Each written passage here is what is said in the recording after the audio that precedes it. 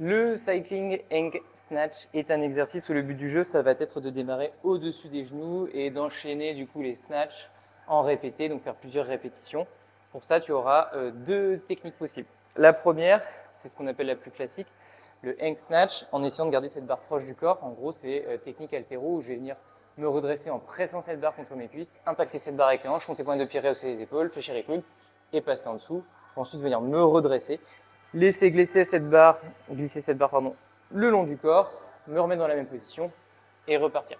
Très important, c'est le hook grip. Pense bien à attraper ton doigt, ton pouce avec tes doigts autour de la barre. Ça te permettra de soulager un petit peu les avant-bras, éviter que ta barre elle glisse. Donc, en position large, position de snatch, deux possibilités au niveau du mouvement avant d'attaquer.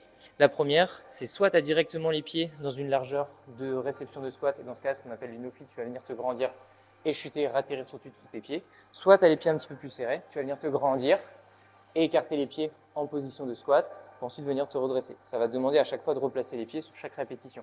À toi de choisir la position la plus confortable. Je te montre les deux techniques. La première, sans déplacer les pieds. Je suis ici, barre au plus proche du corps. Je me grandis, je raccompagne la barre et je repars.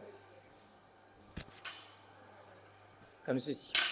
Deuxième technique, je vais démarrer un petit peu plus serré, me grandir, chuter en écarté. Dès que j'ai la barre au-dessus de la tête, ça va demander à replacer les pieds sur chaque répétition. Ça donne ça.